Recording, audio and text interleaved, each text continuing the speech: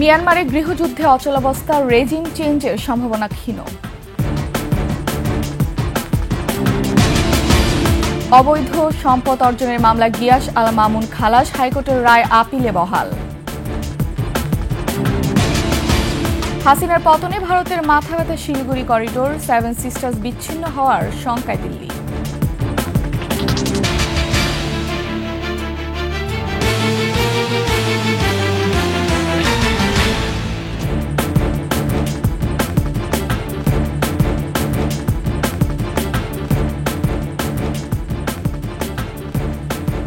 শুনছিলেন সংবাদ শিরোনাম। আমন্ত্রণ দুপুরের 21 সংবাদে, সাথে আছি আমি ফারহানা লোপা।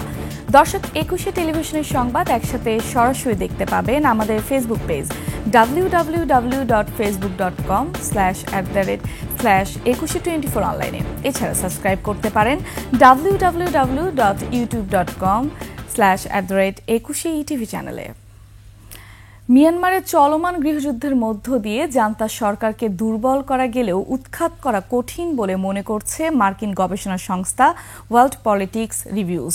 সংঘাত বা গৃহযুদ্ধ অচলাবস্থার দিকে যেতে পারে বলে আশঙ্কা করছে সংস্থাটি। তাদের মতে জাতীয় ঐক্য সরকারের সশস্ত্র সংগঠন পিপলস ডিফেন্স ফোর্স পিডিএফে একক চেইন অফ কমান্ড না থাকা ও প্রতিবেশী চীনের মতো দেশে প্রভাবের কারণে সেনা সরকারকে ক্ষমতাচ্যুত করতে পারছে না। বিস্তারিত দুলি মল্লিকের ডেস্ক রিপোর্টে। 6 মাস জান্তা বাহিনীর সঙ্গে লড়াইয়ের পর মিয়ানমারের মংডু শহর এখন দেশটির বিদ্রোহী গোষ্ঠী আরাকান আর্মির দখলে। এর মধ্য দিয়ে বাংলাদেশ মিয়ানমার সীমান্তের 270 কিলোমিটারের পুরোটাই নিয়ন্ত্রণে নিল আরাকান আর্মি। গেল বছরের অক্টোবরে শুরু হওয়া অভিযানে এ নিয়ে রাখাইনের 17টি শহরের মধ্যে 13টি নিয়ন্ত্রণ নিয়েছে তারা। শুধু রাখাইন নয়, চীন সীমান্তের কাছে শান রাজ্য, থাইল্যান্ড সীমান্তের কাছে কারেন রাজ্য সহ মিয়ানমারের বিভিন্ন অঞ্চলে এখন সরকার বিরোধীদেরই আধিপত্য। কেবলমাত্র রাজধানী নেপিদো সহ মধ্যাঞ্চল পুরোপুরি জান্তাদের দখলে। 3 বছর ধরে জান্তা সরকারের পতনে বিদ্রোহী গোষ্ঠীগুলোর এই লড়াই চললেও এখনো সফলতা আসেনি। মার্কিন গবেষণা সংস্থা ওয়ার্ল্ড পলিটিক্স রিভিউ বলছে, 3 বছরে জাতিগত সশস্ত্র গোষ্ঠী সেনা শাসনকে দুর্বল করতে ভূমিকা রেখেছে, তবে সেনা সরকারকে উৎখাত করা কঠিন হবে।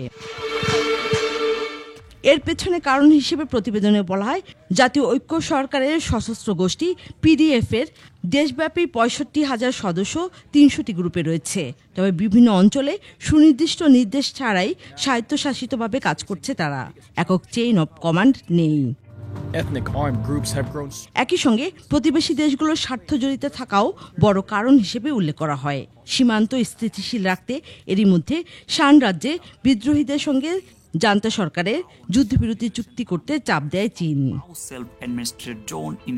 মিয়ানমারের জাতিগত সশস্ত্র গোষ্ঠীগুলোর এই লড়াই দীর্ঘ কয়েক দশক ধরে চলছে। তবে জাতীয় গণতন্ত্র নয়, জাতিগত রাষ্ট্র ও স্বশাসনের জন্যই তারা লড়াই করছে বলে জানায় ওয়ার্ল্ড পলিটিক্স রিভিউ। দুলি মল্লিক, ডেস্ক রিপোর্ট, 21 টেলিভিশন। জ্ঞাত আয় বহির্ভূত সম্পদ অর্জনের মামলায় ব্যবসায়ী গিয়াস উদ্দিন আল মামুনকে হাইকোর্টের দেয়া খালাসের রায় বহাল রেখেছেন আপিল বিভাগ। বৃহস্পতিবার সকালে প্রধান বিচারপতি ডক্টর সৈয়দ রেফাত আহমেদ নেতৃত্বাধীন 5 সদস্যের আপিল বিভাগ এ রায় দেন। 2007 সালের 18 ফেব্রুয়ারি দুদকের নোটিশের প্রেক্ষিতে সম্পদের হিসাব দাখিল না করায় একই সালের 8 মে দুদকের সহকারী পরিচালক মোহাম্মদ ইব্রাহিম ক্যান্টনমেন্ট থানায় এ মামলা করে। মামলায় মামুনের বিরুদ্ধে 101,73,369 টাকার অবৈধ সম্পদ অর্জনের অভিযোগ আনা হয়। এই মামলায় 2008 সালের 27 মার্চ বিচারিক আদালতে মামুনকে 10 বছরের কারাদণ্ড এবং 10 লাখ টাকা অনাদায়ে আরও 1 বছরের দণ্ড দেয়।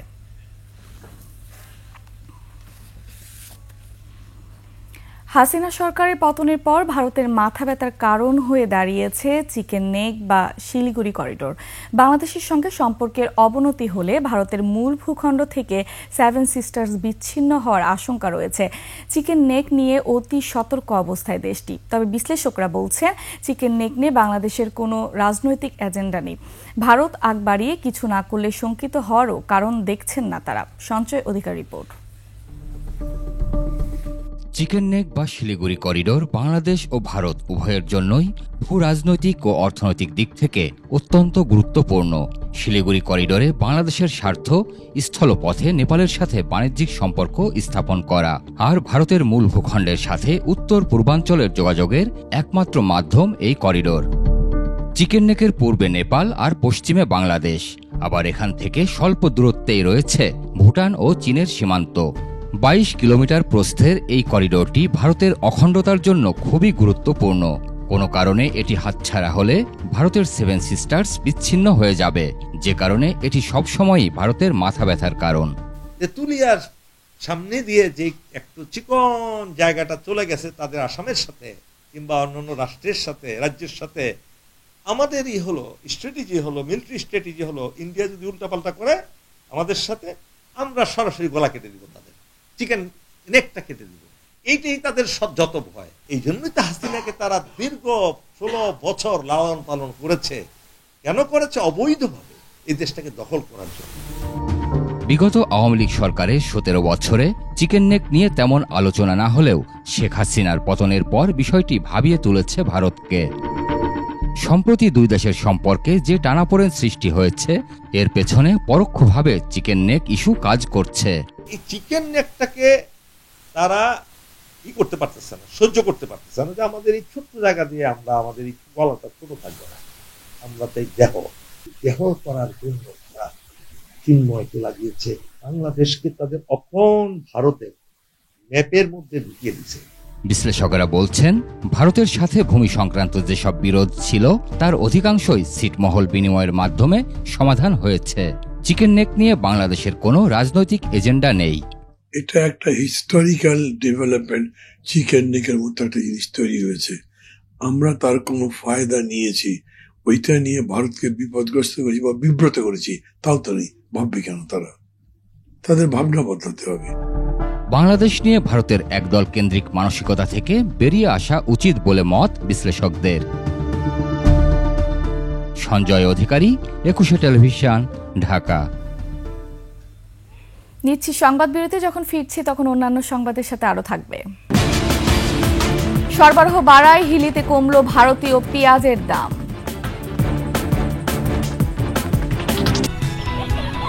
এর জন্য আবার আমন্ত্রণ দুপুরে 21 সংবাদে।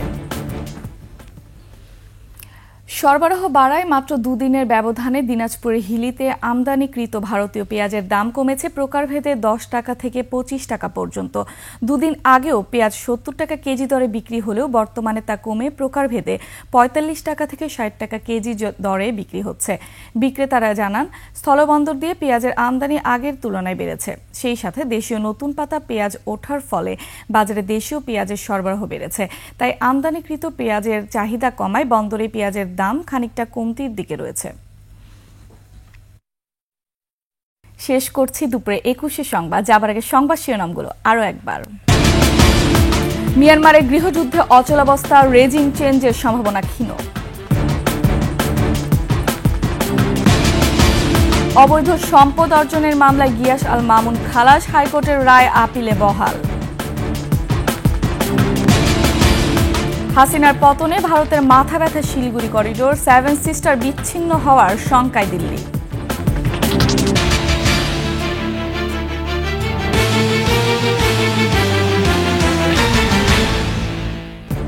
দর্শক, সর্বশেষ সংবাদ জানতে ডায়াল করুন 2021 নম্বরে, ভিজিট করুন 21-tv.com ওয়েবসাইটে।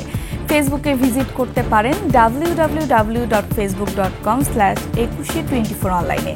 এছাড়া সাবস্ক্রাইব করতে পারেন www.youtube.com/@21 চ্যানেলে। এতক্ষণ সঙ্গে থাকার জন্য ধন্যবাদ। পরবর্তী সংবাদ দুপুর 2টায় দেখার আমন্ত্রণ রইল। 21-এর সাথেই থাকুন।